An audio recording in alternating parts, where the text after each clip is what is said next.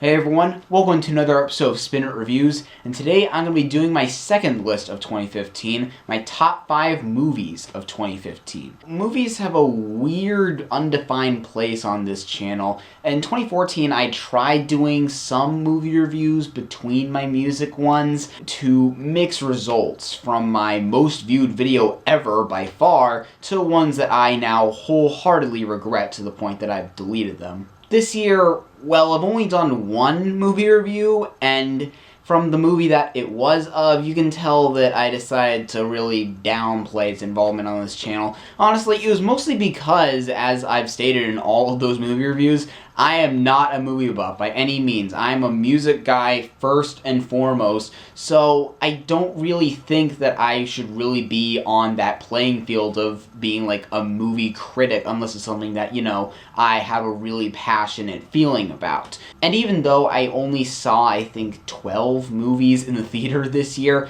I'd like to think there aren't any I saw that were outright bad, and these 5 are definitely ones that I would wholly recommend to anyone watching this. Case in point, my number 5, probably the most obvious on here, Star Wars The Force Awakens. Now, I almost thought about not including it on this list, just because I didn't grow up watching the Star Wars movies or being a big fan. I think that as of now, I've only seen one of them in full, but I honestly feel like collectively I have seen them all just from being bombarded by it from culture in general over pretty much the entire time I've been alive. But if anything, I feel like I should be including it because of that. Just the fact that I came away really enjoying this movie despite not having a huge amount of attachment to this universe. That's a really hard thing to do with sequels. Get people invested whether or not they know everything about the original movies. I was sucked in from beginning to end, and just going off of the knowledge I do have about the Star Wars movies, I really enjoyed the interactions between the new and old characters,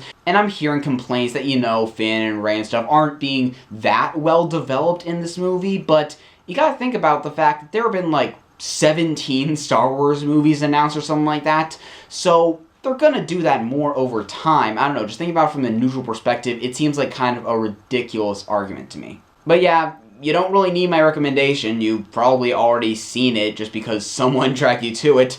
And yeah, I'm glad I did. Moving on. Number 4, going to the totally opposite side of the spectrum, is The Overnight, a little indie comedy that came out a few months ago starring Adam Scott and Jason Schwartzman. Basically what happens is that Adam Scott's family moves to a new town and makes friends with Jason Schwartzman's family, and when they decide to spend the night at Schwartzman's house, things between the two couples start escalating to these really increasingly weird places. I really like how simple and casual, so to speak, the movie is. It's about 80 minutes long, and in that respect kind of feels like an extended short film just because it has this very small scale premise to it and doesn't really veer off course at any point. Also, the way Scott and Schwartzman work off each other in kind of this eccentric guy, straight guy kind of dynamic is hilarious to watch. The sense of humor in this movie finds a way of being both cringingly awkward and just over the top absurd, and making it work really well in both those lanes. And yes, this is the movie where Adam Scott went on all those talk shows talking about prosthetic penises.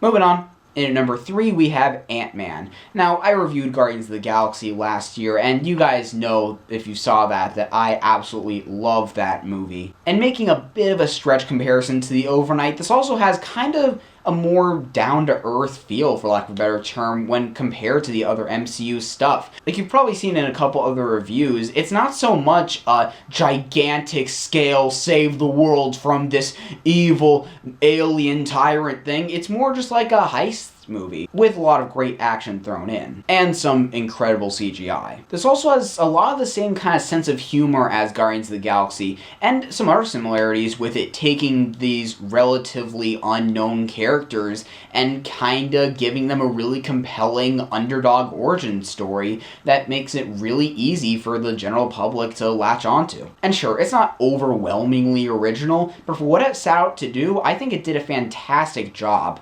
Also, as a cashier at a restaurant, that scene at Baskin Robbins was frustratingly relatable. Hey, you see that poster there? The one I've had for the last couple months? Yeah, it's my number 2. Spotlight. So a little something about me as a movie watcher. I tend not to go out of my way to see all the big Oscar contender dramas and all that. In fact, I'm ashamed to say I haven't seen any of the Best Picture nominees from last year, which goes to show how credible this list is. But as the year was winding down, I decided to veer off the course of the blockbusters for a little bit, and after seeing this, man, I'm glad I did. This is based on a true story about a news team in Boston called Spotlight, who uncover a massive child sex scandal within the Catholic Church, and it kind of follows the reporting and the great lengths the church themselves go to keep that hidden. Now, of course, to some degree, we all know about this stuff, but just seeing it all unfold and the crazy details behind it all and the way they found out about all of it is just downright unsettling. Especially as a Christian, this was like disturbing, but like disturbing in all the right ways, if that makes any sense. But as weird as it might sound for a movie like this that's very plot and story driven, a lot of it, what really works for me was in the acting and the characters. Because it's very easy for a movie like this about uncovering a big news story for the characters to just be these wooden-like vessels to move each revelation along, but you can really tell that this was based on real people because they don't really consign themselves to these stereotypes. They just feel like real people that are genuinely shocked by all this stuff. You're not going to see a lot of over-the-top reactions outside of maybe a little outburst on a couple of justified occasions. Whenever they find out about one of these crazy statistics, they just kind of sit there and just take it all in, and you really see a lot of subtlety in the acting there. Mark Ruffalo was awesome in this movie. I kind of related to how his character talks to people. You can even kind of see it in the way that I'm ad-libbing in this video. But really everyone was awesome in this movie, and I'm really glad that something like this came out because, again, you kind of know about this stuff, but you don't really know about the details unless you really dig into a story like this. And that's why it's going to my number 2 spot. It's a very important movie to see. Now, an interesting thing about me and movies over the last couple years is that for some reason, my number 1 for both 2014 and 2015 are kids' movies, or at least family movies, animated movies. I don't know if that's like a trend that's around to trigger some part of my brain, I don't know, but either way, Inside Out is number 1 for me. I'm not sure if this is my favorite Pixar movie ever, but I wouldn't have a problem saying it is, which I know is kind of an unpopular opinion because people are so attached to those earlier ones, but man, this thing just hit in all the right places for me. The visuals are just really creative, and I know that some people are desperately trying to say that, oh, the concept of little people inside the human body has been done before, but a concept doesn't have to have been done for the first time for it to be really unique and creative. I mean, are you trying to say that Meet Dave was a trailblazer? I'm just fascinated by the world they create within every person's mind of how the memories work and the islands of personality and all of those things done in this, again, incredible visual style. There is that perfect balance between that really interesting animation porn, basically, a really sharp sense of humor, and even some, as much as I hate to pull out the term, heart to it. Now, I've got a pretty personal story related to how I saw this movie, and it's gonna get into some places. Back in June, I had a complete emotional breakdown. In my room, just the craziest whirlwind of emotions that's ever happened to me that I can think of. And that night, I decided to console myself by watching a movie at the local Regal Theater about 10 minutes away.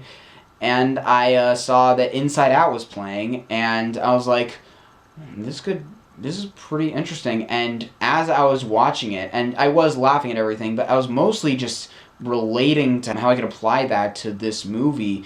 And when the certain parts came that were a little more heavy, I'm not normally the type to cry at movies, but everything just coming together in that perfect storm, it hit me in a way that not many movies have. And I did see it again a couple days ago on Christmas with my family, and it holds up just as well. Even thinking about that era stuff in context, would recommend Inside Out to basically anyone. Some of the concepts in it might hit the parents and just like people my age harder than the kids. I really do think so. And that's obviously in Pixar's strong suit over the last, 20 years or something. So, yeah, definitely check this out. I wish I could end this on a lighter note, but there you go. Anyway, that's my top 5 movies of 2015. Again, like the disclaimer I said at the beginning, I am no movie expert. This is just like my personal picks. You notice that I put favorite in the title instead of top best or just top, because I really want to stress the subjectivity of this list. I'm curious what your top 5 movies 2015 were. If you want to leave your thoughts in the comments down below on really anyone to talk about or anything like that. I'm going to be recording another list tonight that should hopefully go up the day after this. So share this around with anyone who might be interested, and hopefully I'll see you in the next episode of Spin Reviews. Bye! I slapped my leg too much. I gotta stop that in 2016.